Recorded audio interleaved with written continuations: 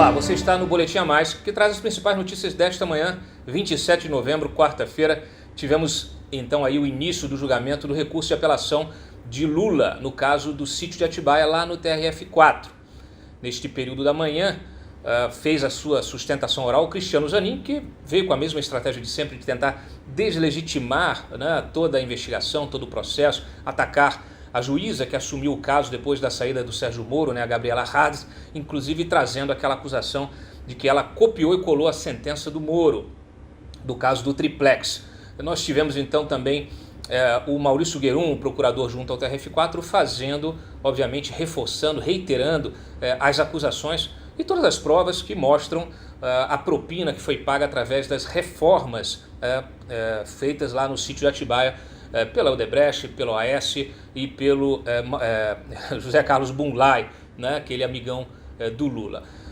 Depois, Gebran Neto fez, o que é o relator, fez o início do seu voto e acabou de concluir, rejeitando então todas as preliminares. Ele ainda fará a leitura de fato aí da sua posição sobre o caso em si, mas ele primeiro fez a análise das preliminares e nessas preliminares a defesa tentava usar todo tipo de argumento para criar algum tipo, né, para criar alguma nulidade.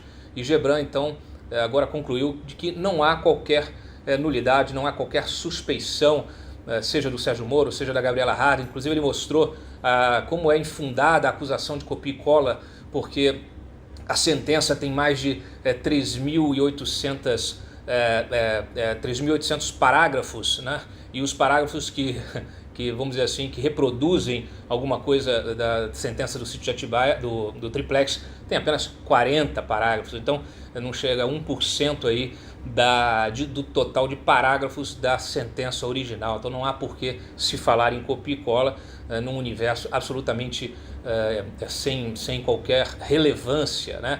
O Gebran também rejeitou a possibilidade de uso das mensagens roubadas, aquelas que são divulgadas pelo Intercept, né, que foram roubadas aí dos celulares dos integrantes da Lava Jato, pelos hackers, né, que estão presos aí pela PF, e obviamente o Gebran simplesmente disse o óbvio, aquelas interceptações são absolutamente ilegais, então não há qualquer lógica em admiti-las no processo para qualquer fim.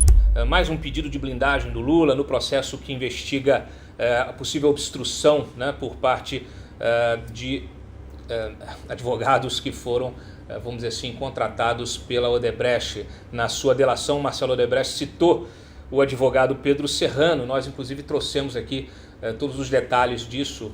Tem mais ou menos uns 2 meses publicamos esses trechos, né, entregues ali, até com e-mails entregues pelo Marcelo Odebrecht, mostrando toda a estratégia para tentar obter informações privilegiadas, sigilosas, inclusive da Lava Jato, no seu início, na época que o Zé Eduardo Cardoso ainda era ministro.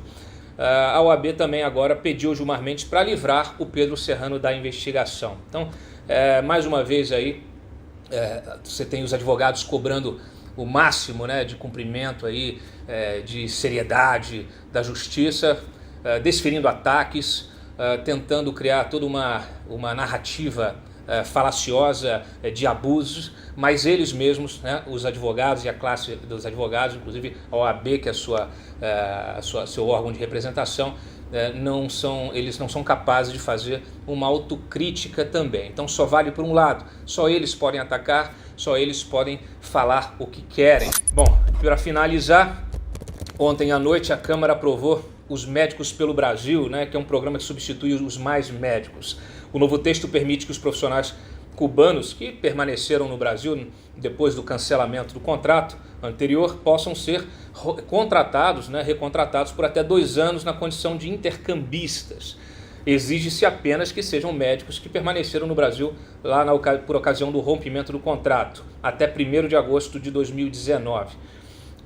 Também, de acordo aí com lideranças do governo, Bolsonaro deve vetar nesse texto a criação de um sistema de bonificação que obviamente impactaria o programa em R$1 bilhão e não se quer criar mais gastos em relação a isso. Esse texto passou na Câmara, mas ainda vai para o Senado.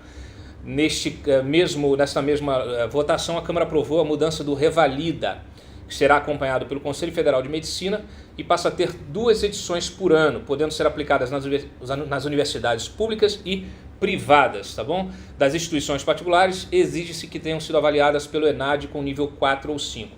Esse é um questionamento que tem sido feito para evitar a chamada uni-esquina, né? Que são aquelas universidades, faculdades privadas de fundo de quintal, que possam aí se utilizar, né, de brechas legais para poder, vamos dizer assim, entrar nessa engrenagem aí, e produzir uma indústria de revalidação desses diplomas. Então, temos que ficar de olho, obviamente, o texto ainda será avaliado aí no Senado, e eu volto mais à noite no Momento Antagonista.